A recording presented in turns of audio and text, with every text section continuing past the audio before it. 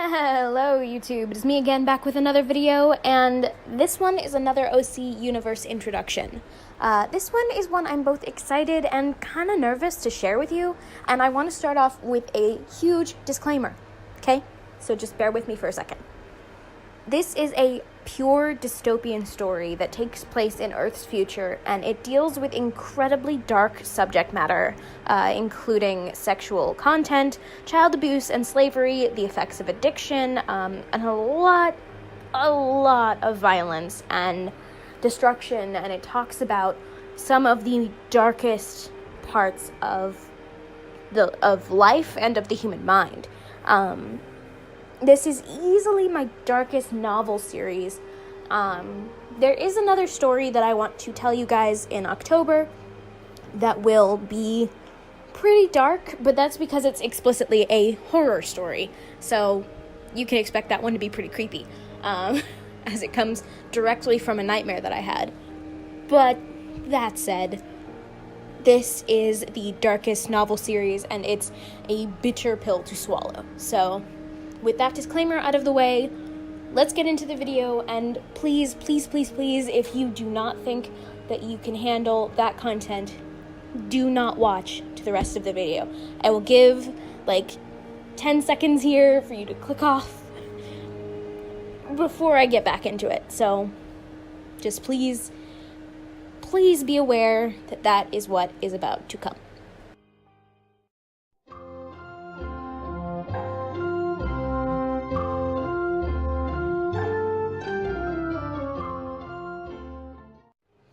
Okay, so if you haven't clicked off yet, I'm going to assume that you're not going to.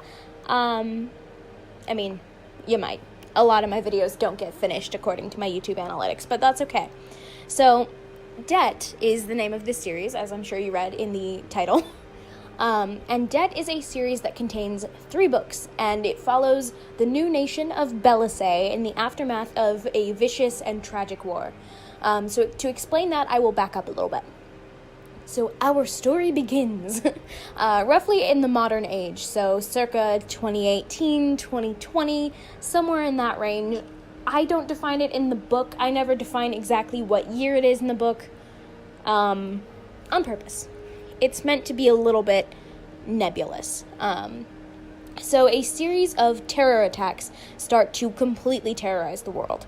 National monuments all across the world are destroyed, buildings are torn asunder, and home invasions skyrocket, with cryptic messages being left behind.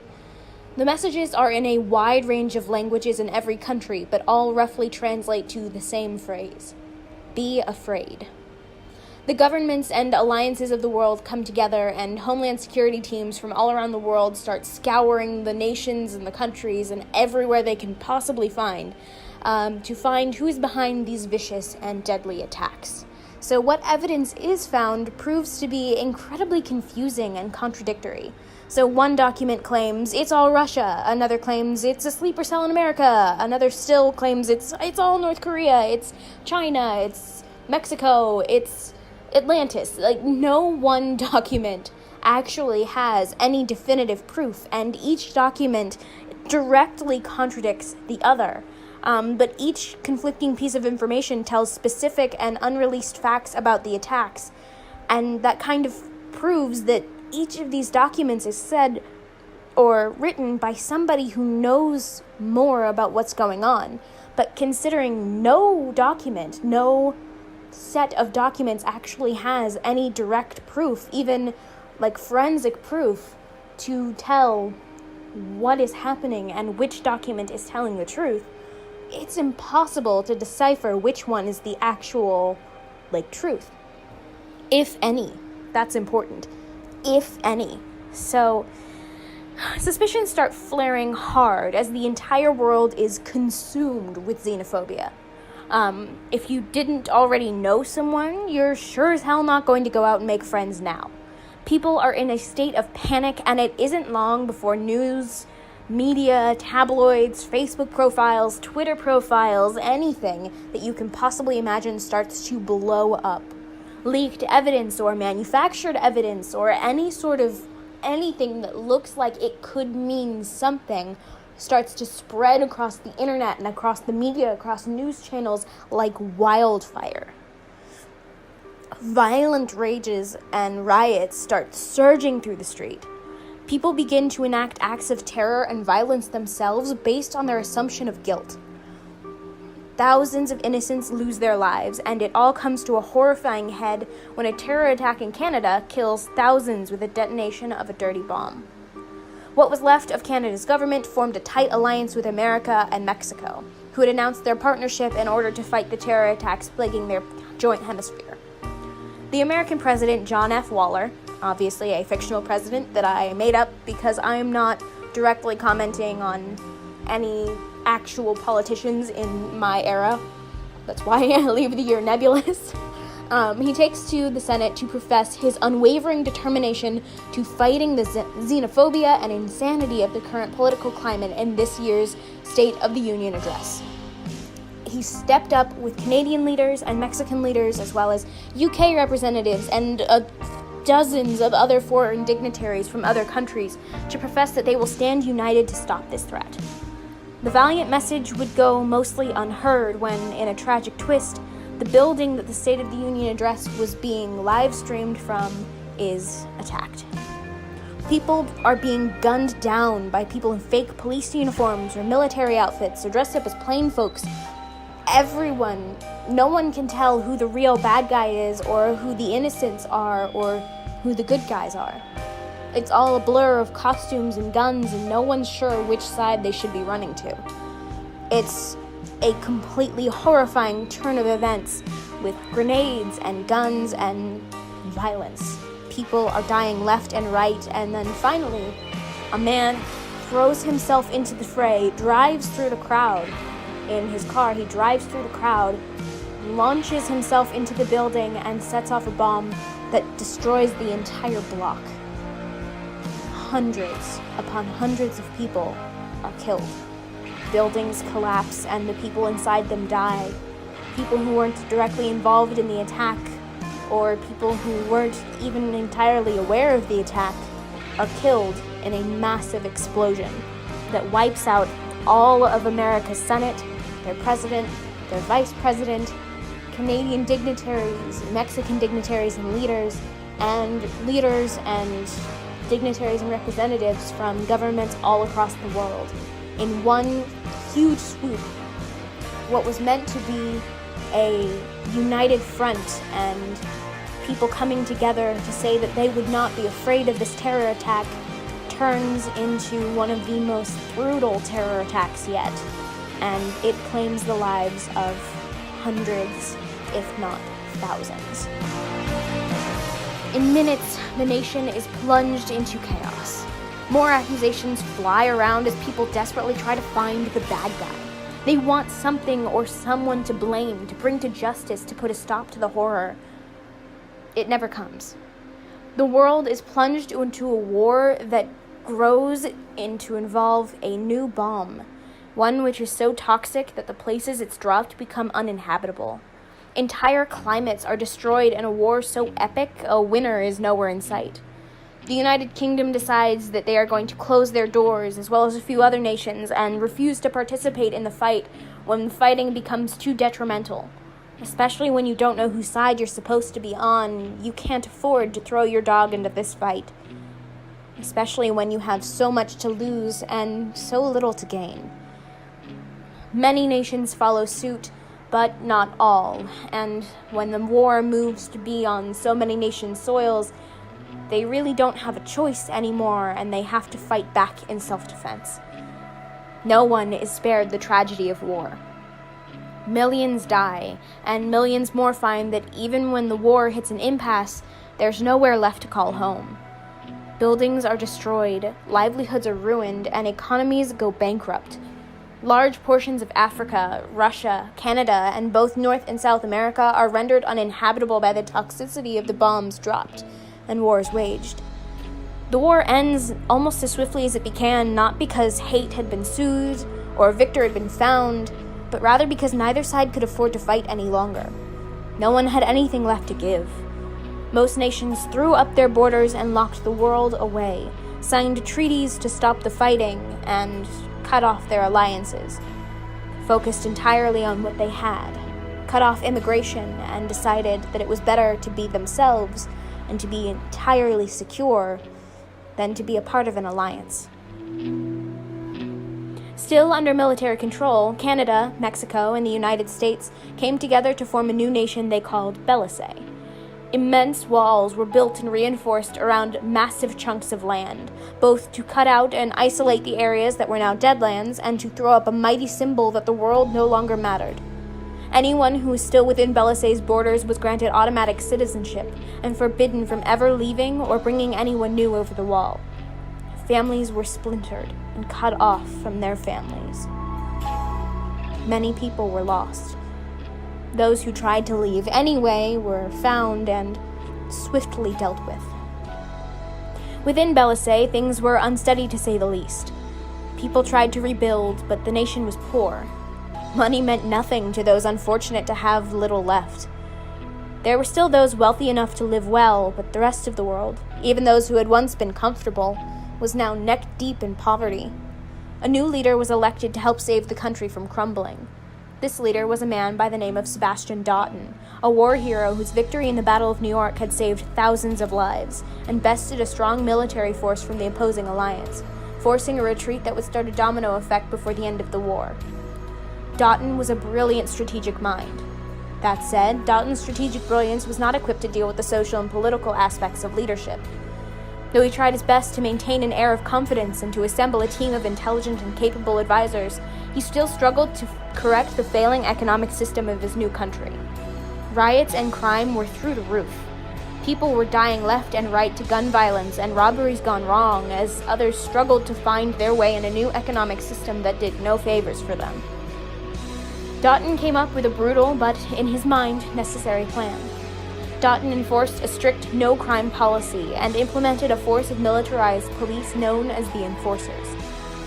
Enforcers were authorized to use any force necessary to prevent a crime. Unfortunately, this too often meant that the innocent were never given proper trials. Additionally, he implemented a set of laws known as the debt laws. These laws were a series of regulations meant to regulate These laws were a series of rules meant to regulate the payment, reception, and creation of loans and debts paid. It provided a structure for which debts were meant to be handled, including a rigid time frame and appropriate inflation rates.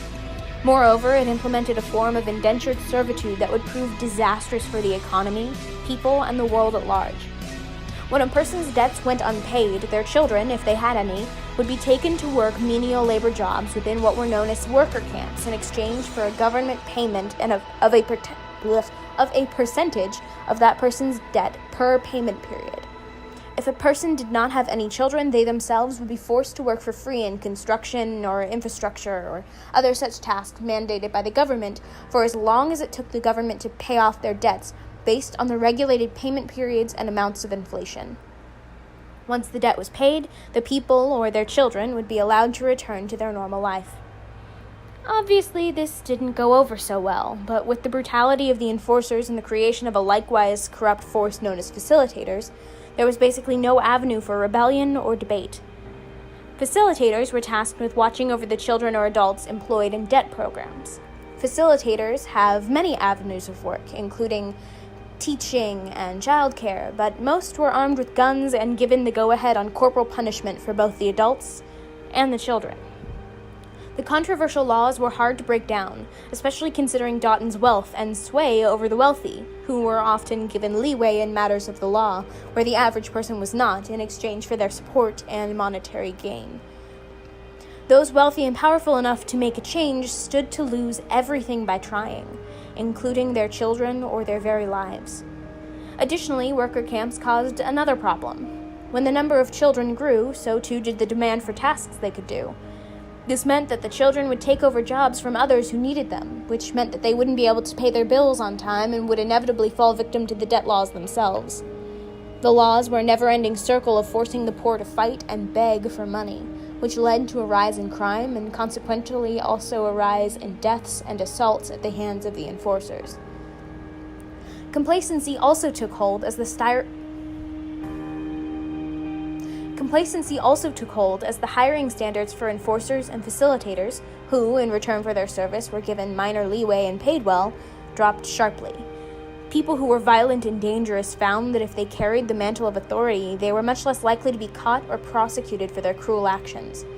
This led to a rise in assaults, both sexual and physical, and created an atmosphere of supreme distrust, both within the facilitator and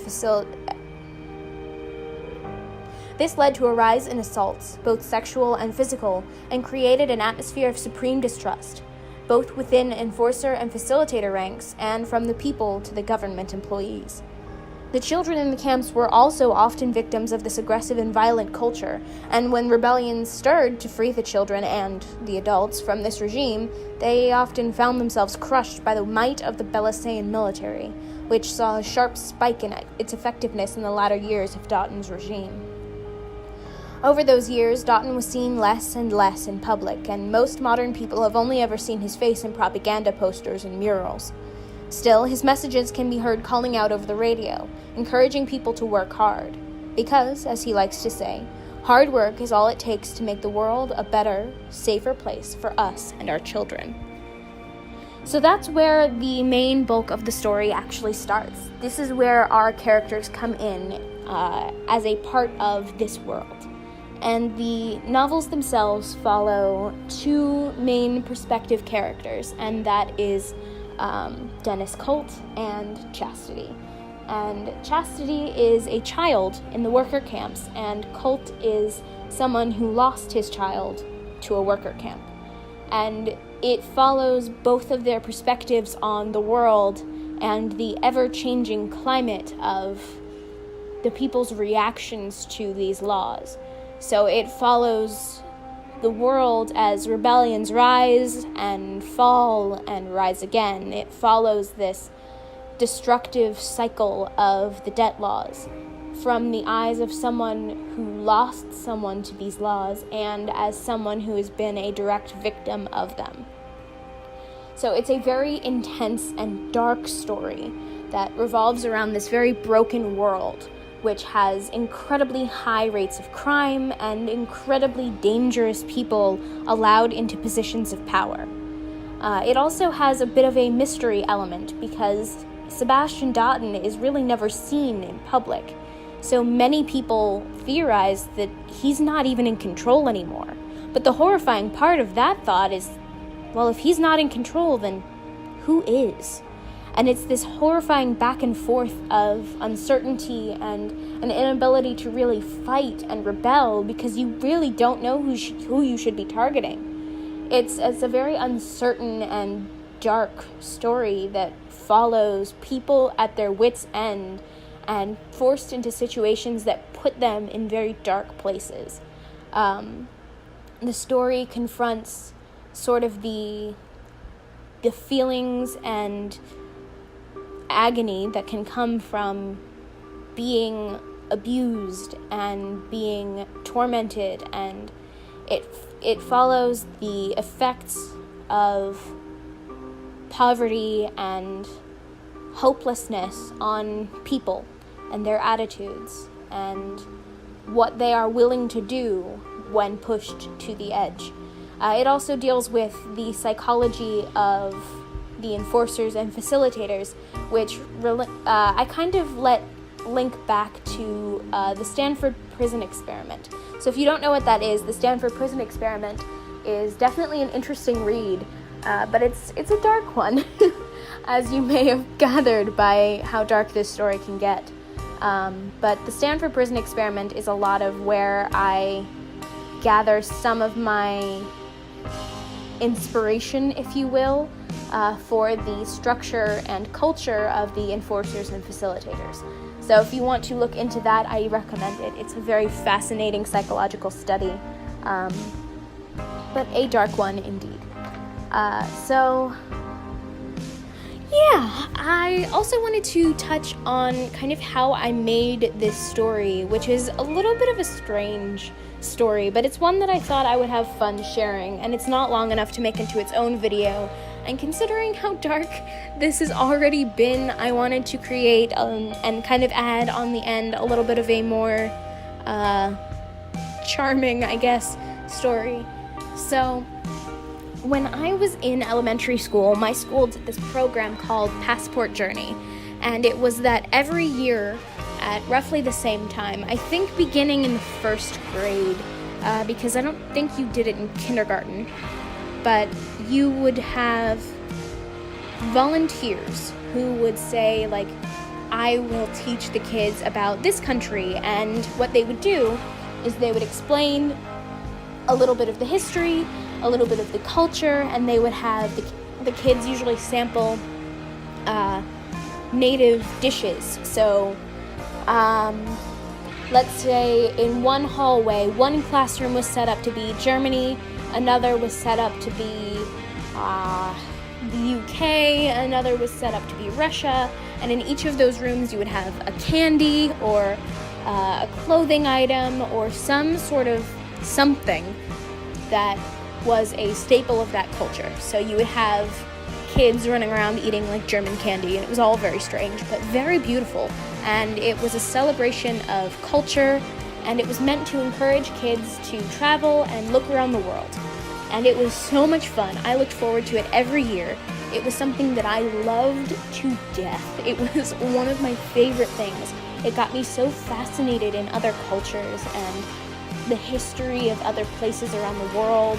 And not all of the nations that you would hear about were nations that were still around. So you could also go into a classroom that was framed around the Roman Empire, and you would read about them and hear about some of their histories and languages, and it was all very interesting. And the way they would do it is you would carry around a paper passport. And whenever you would go into a classroom, they would open your paper passport, go to a page, and stamp it with a custom stamp from that classroom based on what country. And it was all very fun. I loved it every year. And you got to visit, I think it was like 3 classrooms. And some of them were just activities and events, because obviously if they did every country every year, there would come a point where you would have no country that you hadn't already learned about. So sometimes the classrooms were fun activities. Like one year there was a room where one of the activities that you could do was sit there and play with shaving cream, basically. It was a very weird activity room. But one of the rooms that was set up was for Mexico. And I do truly believe that the representation that I got of Mexico in that classroom was so not the one that I should have been getting. So the unfortunate problem was that Passport Journey was usually run by volunteers. And this meant that sometimes you weren't getting all of the accurate information. And the school did a very good job of screening people who were teaching at the school and who were presenting information. But I think sometimes it slipped through the cracks once or twice. And my trip to the quote-unquote Mexico classroom must have been a little bit of an oversight, because I don't think a school should have let me learn this. So I was in the 5th grade at the time, and I went into this classroom. I was not expecting what I got. I think when I went into the Mexico classroom, I was expecting to learn a little bit about their music and their proud heritage, and maybe a little bit about Dia de los Muertos or Cinco de Mayo or something like that. I did not. I learned about none of those things. I turned up in this classroom and we learned a few other inconsequential things that I don't even remember. And then all of a sudden the presenter went to a picture that looked like a child. And I couldn't figure out why I was so creeped out by this picture of a child. And then he explained that this child is actually dead in the picture. It is a mummified corpse of a child who had been taken by a cartel when his parents refused to pay their debts. And the child was taken so that the parents would have to fess up and pay all their bills and pay their money. so that the cartel could have their money. And their child ended up dying. And they explained that this was a frequent practice by cartels who would take the children of their victims, if you will, and take them if the person didn't pay their debts. And as a child, I feel like I was morbidly fascinated, but also a little disturbed. But I don't think I ever told anyone about this class, because I recently told my parents about it, because I think one of them asked how I had even come up with this twisted premise for a story. And so I explained to them about this lesson in class, and neither of them remembers ever hearing that I went through a class like that. And I have no idea why this person thought that it was okay to show a bunch of 5th graders mummified children, but he did. And it was a very weird memory, and for some reason, I don't find it that disturbing as a memory, because I was a child who was still too young to fully understand what I was looking at. I think if I saw it now, I would be very disturbed. But I'm kind of grateful I don't remember it as darkly as I should. But when I was hearing about this, I actually had this thought. And as a young girl, I actually wrote a monologue from the perspective of a mother who had lost her child to debt, and to someone taking her child because she was in debt. And I wrote it down somewhere, and I found that piece of paper again when I was in middle school, rewrote a version of it, and then I found that version again in high school. And all of a sudden I decided that I was going to run with this idea. So I found this piece of paper, and I decided to craft an entire story.